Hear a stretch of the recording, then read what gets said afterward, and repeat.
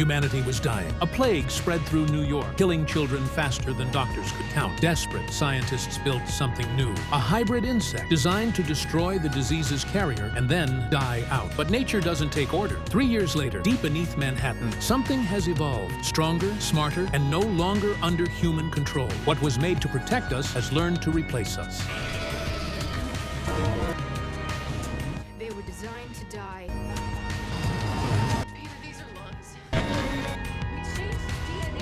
And tonight, it comes crawling back to the surface. In Manhattan, there's a deadly plague carried by cockroaches spreading fast, killing countless children. Desperate for a solution, Dr. Peter Mann, deputy director of the CDC, enlists the help of entomologist Dr. Susan Tyler. She develops a genetically engineered insect hybrid known as the Judas bug. This species is designed to secrete an enzyme that speeds up cockroaches' metabolism, making them burn through energy and die of starvation. To avoid long-term ecological damage, Susan ensures these Judas insects can't reproduce and will die out within a few months. After rigorous testing, the CDC releases the engineered bugs into Manhattan's underground sewer systems.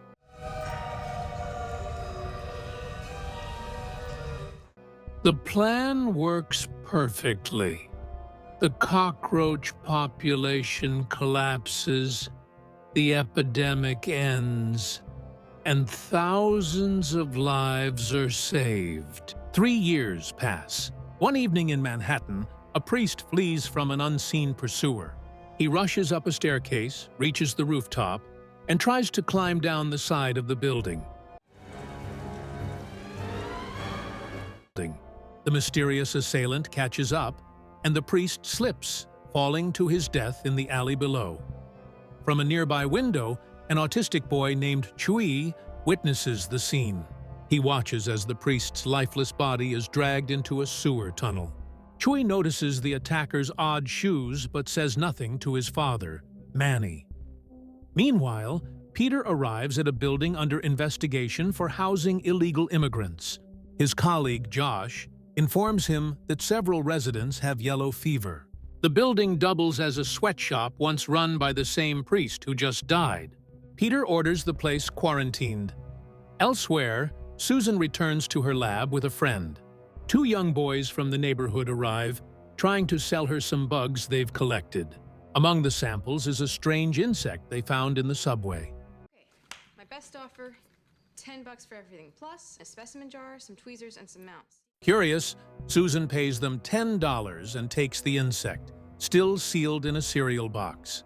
She sets it aside, intending to examine it later. Hours pass before Susan notices the box shaking violently. She carefully opens it and freezes. The insect looks exactly like the Judas bugs she created 3 years ago. When she tries to handle it, the creature latches onto her glove. She quickly stabs it with a scalpel and pins it to a tray. Startled, Susan reviews her old research notes to find any record of similar mutations. Absorbed in her work, she doesn't notice a dark figure lurking outside her window. The shadow slips inside and approaches the tray. Meanwhile, Susan runs an enzyme test on the specimen's blood and confirms her worst fear. It's indeed a Judas bug. Suddenly, she hears loud noises. When she turns, the insect is gone, and a dark shape darts past her before leaping out the window. Later that night, Susan tells Peter what happened. He's shocked. It's clearly a juvenile. That means the bugs not only survived, they've been breeding. The next day, Susan and Peter return to the subway station to find the 2 boys who sold her the insect. They lead the couple to an abandoned maintenance room, explaining that's where they discovered it. Inside, Peter and Susan notice a large hole hidden behind a metal cabinet. Before they can investigate, a transit officer named Leonard barges in and scolds them for trespassing. He orders them to leave immediately. Peter argues but eventually agrees to come back with an official permit. Soon after, Susan meets Manny and his son, Chui, who are also near the station. She's struck by how observant and intelligent the boy is. That night, while Manny sleeps, Chewie hears strange clicking noises coming from the quarantined building next door. Curious, he follows the sound inside. He finds an old chapel covered in dust. As the rhythmic clicks grow louder, mimicking the noise himself, Chewie unknowingly lures something closer. Two tall figures in dark coats step out of the shadows and surround him. Before we see what happens, the scene shifts to a water treatment facility elsewhere in the city. Workers pull a body-sized carcass from one of the filtration tanks, thinking it's a drowned child. When they look closer, they recoil. It's a giant insect. The next morning, Susan is called to examine the discovery.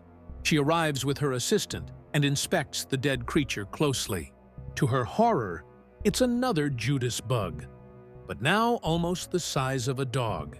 She photographs it and instructs her friend to send the samples for detailed testing. Meanwhile, Manny wakes up to find Chewie missing. He notices the window near the boy's bed is open and fears he might have gone into the neighboring building. At the same time, Peter and Josh return to the subway station, now with proper authorization. Officer Leonard joins them as they re-enter the maintenance room. Behind the cabinet, they find the same gaping hole, a tunnel plunging several stories down. Armed with equipment, the three descend into the darkness, hoping to find the Judas nest. While they explore below, Manny, desperate to find his son, gets no help from the police. Ignored, he takes matters into his own hands and ventures into the building through a nearby sewer access, carrying only a lighter. Later that evening, Susan waits for her train home at another subway station. Beneath her, Peter, Leonard, and Josh discover a chamber coated in thick layers of waste. As Susan sits on the platform, she reviews the photos from the treatment plant. When she looks up again, the platform is empty, except for a single figure a few meters away.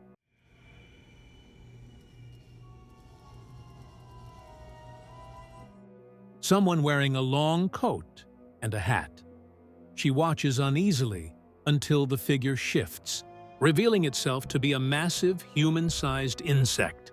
Terrified, Susan runs, but the creature lunges forward, grabs her, and drags her screaming into the tunnels below. Meanwhile, Peter and Josh collect wall samples for testing while Leonard keeps watch. A smaller Judas bug crawls onto the old wooden platform, and Leonard crushes it. Peter rushes forward to stop him, but before they can move, the platform collapses. Both men plunge into the lower level, leaving Josh alone above them. Leonard tells Josh to climb out and bring help. Reluctant, but with no other choice, Josh agrees and disappears up the tunnel. Elsewhere, Susan regains consciousness in the sewers. She's surrounded by half-eaten human corpses. Grabbing a metal pipe, she cautiously navigates the tunnels. Moving forward, I just want to let you know, if you liked watching this video, please consider subscribing, as it helps us grow and make more content for you.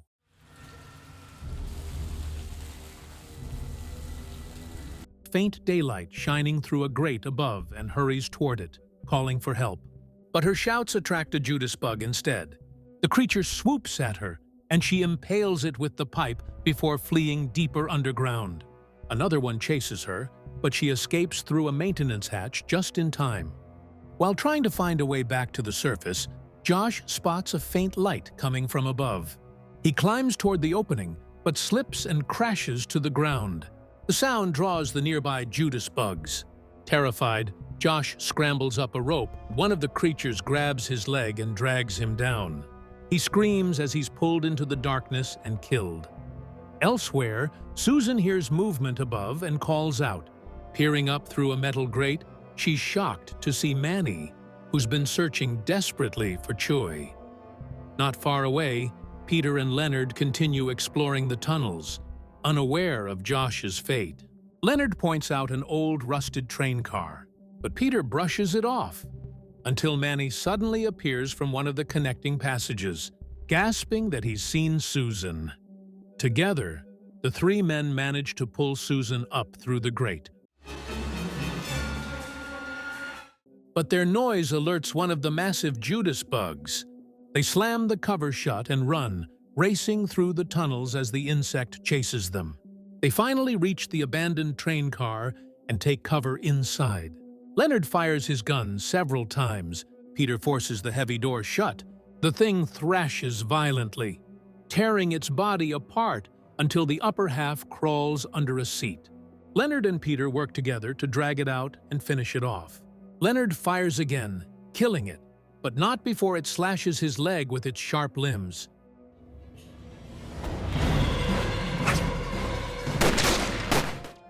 Once the creature is dead, they barricade themselves inside the car. Peter tends to Leonard's bleeding wound while Susan and Manny examine the carcass. Susan notices something strange. The insect has developed lungs, suggesting it has evolved beyond anything she designed. She explains that when she accelerated the Judas species' metabolism years ago, she must have also sped up their reproductive cycle. In only 3 years, they've gone through hundreds of thousands of generations. She then realizes something horrifying. The creatures must have adapted to mimic humans in order to hunt unnoticed. Before they can discuss further, a swarm of Judas bugs attacks the train car. Susan notices the insects are drawn to the smell of Leonard's blood. Thinking fast, she cuts open the dead bug's scent glands and smears the fluid over the cabin, telling the others to do the same. The stench masks their human scent, confusing the swarm, which eventually retreats. After a tense silence, Leonard finds an old maintenance map and spots a possible escape route. If they can reroute the power and switch the train tracks, they might reach an exit tunnel leading back to the surface. Peter decides he and Manny will go, leaving Susan and Leonard inside. The two men coat themselves in the insect scent and split up. Manny heads for the track switch, while Peter moves toward the fuse box. Manny searches through the dark passages and unexpectedly finds Chewie alive. The boy survived because he could imitate the bugs' clicking sounds, making them think he was one of them. Overjoyed, Manny reaches for his son, but a Judas bug sneaks up and impales him through the chest. Chewie screams as his father collapses. From the train car, Susan and Leonard see the horrific scene through a grimy window. Overcome with grief, Susan decides to go out and save the boy herself. Meanwhile, Peter manages to power up the fuse box, restoring electricity to the car. Leonard starts the train engine, but it sputters and smokes.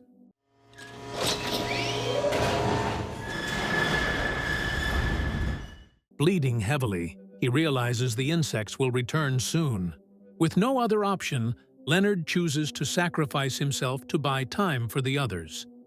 While Leonard faces his fate, Susan finds Chewie and carries him toward the track switch. Peter discovers a small maintenance lift leading up to the street level. From a distance, Leonard watches them and knows it's time.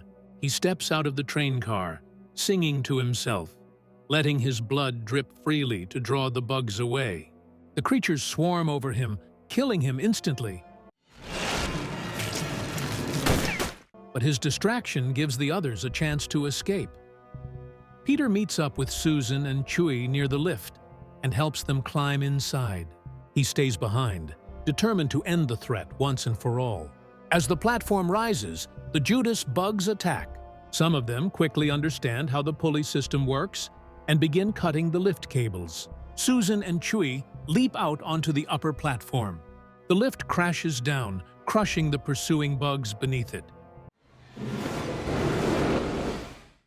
Down below, Peter crawls through another tunnel and finds a vast chamber filled with hundreds of thousands of Judas eggs. Gas pipes run along the walls, giving him an idea. He grabs a nearby axe and smashes the pipes, releasing clouds of flammable gas that fill the chamber. Suddenly, several adult bugs swoop down the tunnel toward him. Peter frantically pulls out his lighter, but it slips from his hand into the sewage water. Out of options, he strikes the axe against metal, creating sparks.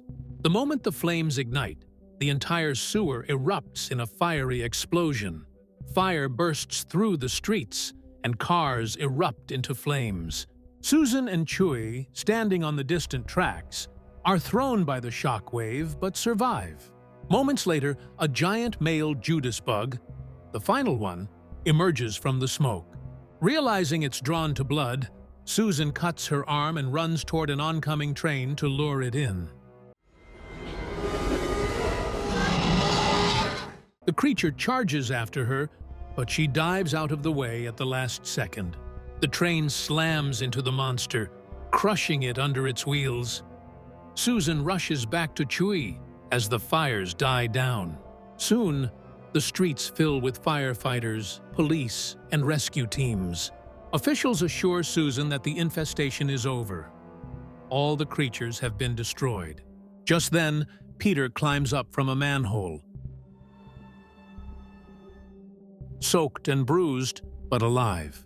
He survived by jumping into the water before the blast. Reunited, Susan and Chewie run to him. The three embrace in relief as sirens echo through the smoky city. The nightmare finally over.